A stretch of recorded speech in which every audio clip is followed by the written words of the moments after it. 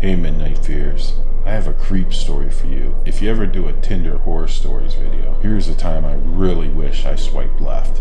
I met this guy for lunch. He was supposed to be 24. Yeah, right. Try more like late 30s. Anyway, that wasn't the worst part. I joked about it with him and asked, was that an older picture? And he got real serious and said, what do you mean? That's not an old picture. Blah, blah, blah. He was actually kind of angry. I thought to myself, what are you angry about? You're the one that lied. I let it go, but could tell right away that this was not happening. I guess I just stayed out of politeness. Big mistake. Ladies, if you ever find yourself in this situation, a bit of advice. Don't be polite. Just get out of there as quick as you can. Trust me. This guy was totally disgusting. He was balding, and his lips were full of lip boogers, and it was hard to look at him. He ordered chicken wings. I literally thought I was going to throw up watching him eat those things. He slurped and sucked on the bones and his fingers. My stomach turns every time I think about it. That scene is permanently burned into my brain now. I could have maybe gotten over it if he had a nice personality. He did not have a nice personality. He bragged about being a professional golfer. I can feign interest in many things, but golf just isn't one of them.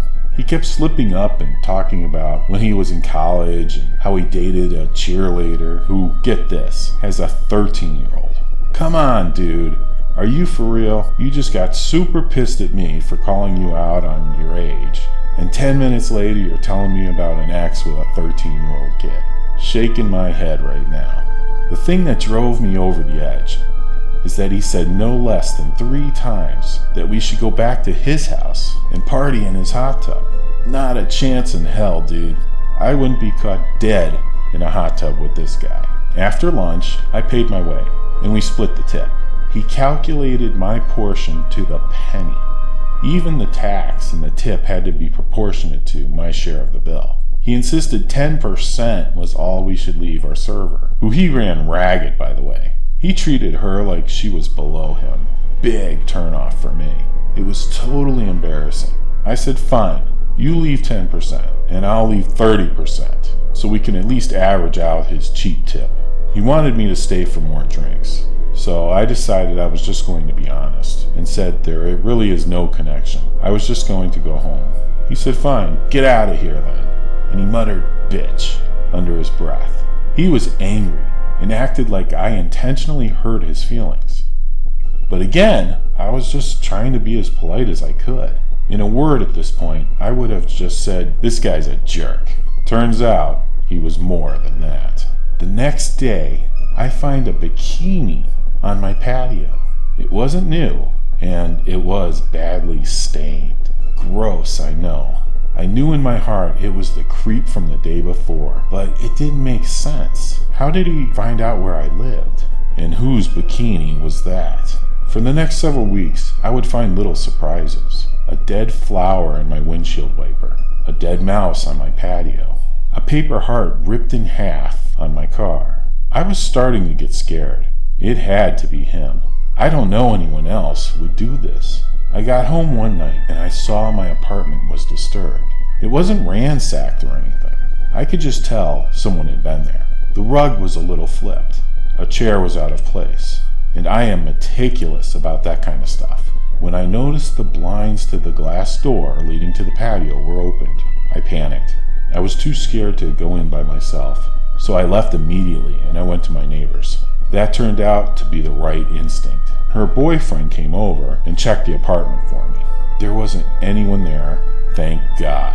But the scariest thing is, when we went back into my house, the sliding glass door to the patio was open.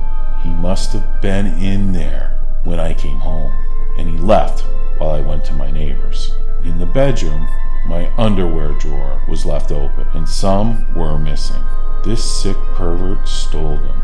Nothing of value was missing. Not that I had much, but I did have some jewelry that he could have taken. I locked up the house and I stayed with my neighbor that night. I left the next day and went to stay with my parents. Here's a tip that I have learned since. Put a wood 2x4 in the tracks of a sliding door. This will prevent it from being jimmied open. And always trust your instincts.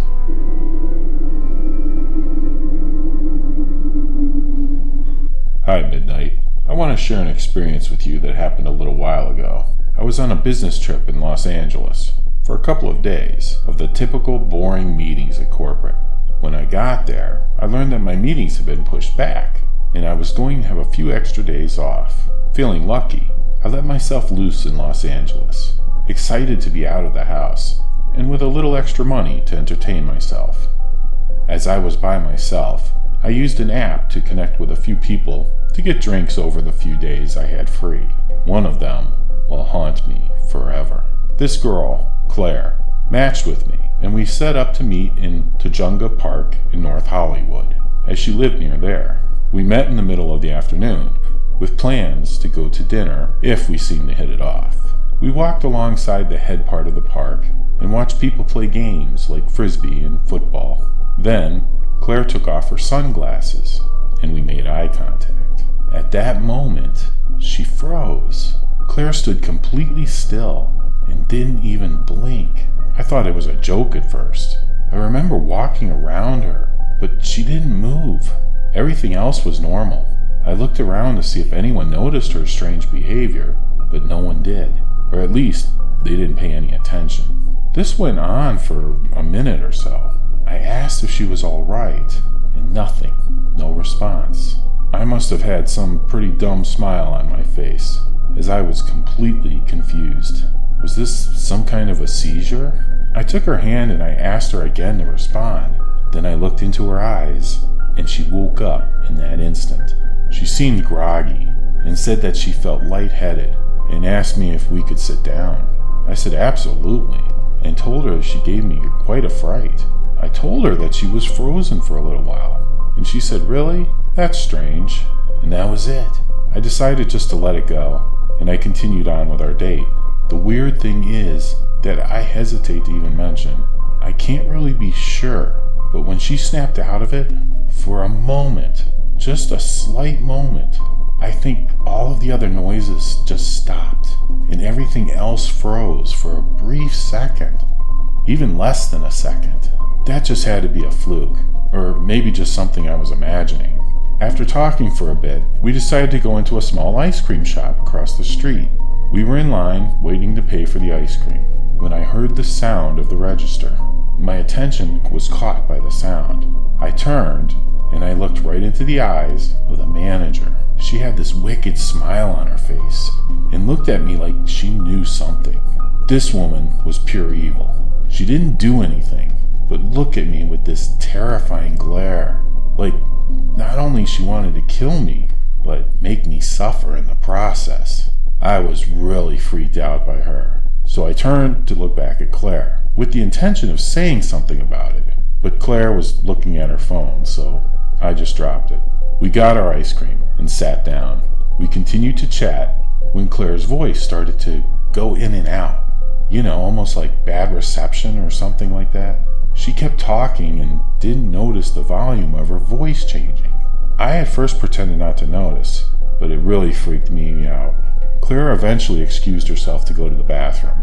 As I sat and waited for her to come back, I looked around for that evil witch manager I saw earlier, but I didn't see her. Instead, there was another friendly manager who actually smiled at me warmly.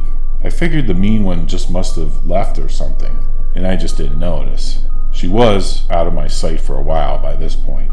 Anyhow, I waited for Claire for a long time. She never came out, so I finally asked another girl who was coming out if she'd noticed anyone else in the bathroom. I was waiting for my date. She said no, there was no one else in that bathroom. Okay, now there was no way out of the bathroom without me seeing her leave. No outside door, no windows. I looked around the whole shop and I walked outside. No Claire. I was so confused I didn't know what to do. I decided to go back to my hotel. On the way back, it just seemed like things were different. Colors of buildings, the cars that were parked outside. Nothing was extreme, but just different. Now here's another strange part of that trip. I can't remember how I got back to the hotel. I woke up on the bed at 3 a.m. My clothes were still on, and I was laying on top of the blankets with my head at the foot of the bed and my legs dangling off. I was so exhausted that I just went back to sleep after I positioned myself properly on the bed. I had some really strange dreams that night, which I won't even ever tell anyone about. Just know, when I woke in the morning, I was disturbed, to say the least. I didn't understand what had happened, and my only thought was to call my mom. I explained what happened, and she just kind of chuckled and said, "I hope you weren't doing anything funny." I was slightly annoyed by this, but I could understand her not fully believing me. I was just happy to talk to her and regain some sense of normalcy.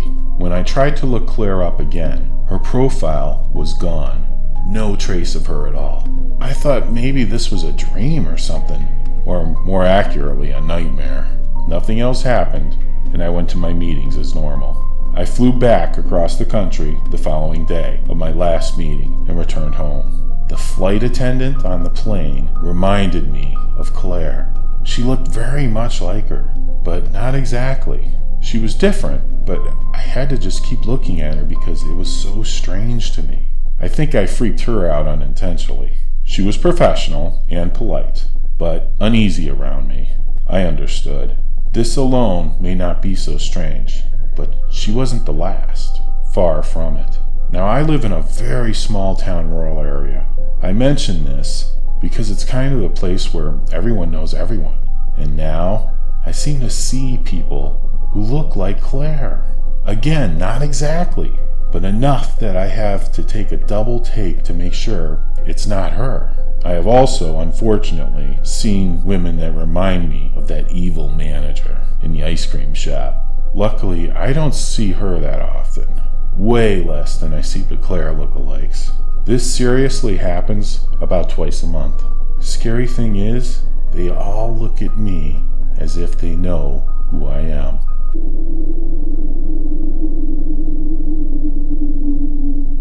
Hey Midnight, I hope you read this story.